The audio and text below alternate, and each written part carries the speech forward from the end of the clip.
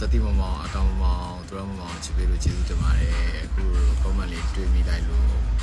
ကျွန်တော်เนี่ยအရန်ပြောရပါတော့ကျွန်တော်ရဲ့မောင်တို့မောင်လည်း2022မှာရိုက်ခဲ့ပြီးတော့2023မှာတွင်းခဲ့ပြီးတော့အခုထိလည်းပြည်သက်တွေကမောင်တို့မောင်မေးသေးလို့လည်းကျေးဇူးတင်ပါတယ်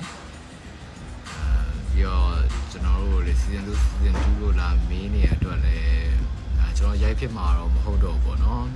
ကျွန်တော်ညီငယ်ဆုံး channel ရတယ်နိုင်ငံခြားရောက်သွားပြီဆိုတော့ကျွန်တော်ညီကိုဘယ်နှစ်ယောက်လဲကိုကြီး 8 ယောက်ဘုံလုံးမ8 ယောက် ရှင်းအောင်မှာတယောက်ရောက်သွားဆို9ယောက်ပဲ 9 ယောက်ပဲကျန် 9ယောက်ပဲကျန်တော့ရဲ့ကျွန်တော်ညီကို9ယောက်ကကြတော့ညီကိုညီကို6ယောက်ရဲ့ဟိုမမောင်ရင်ကကြောက်ကြိုးကြတော့ကျွန်တော်တို့ပြည့်နေပါတယ်အဲ့တော့အားလုံးကြည်ပေးကြလို့လည်းအရင်ကျေးဇူးတင်ပါတယ်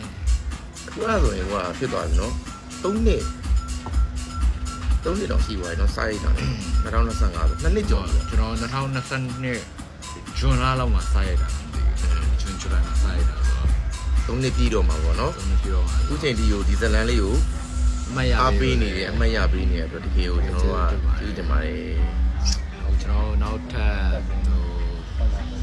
ကျွန်တော်လူတိုင်းပါကြမှာပါဗျာကျွန်တော်မောင်နှမတွေတွေကထွက်တဲ့ကားလေးကိုလည်းတွေ့ရင်အားပေးကြပါဦးလို့ကျွန်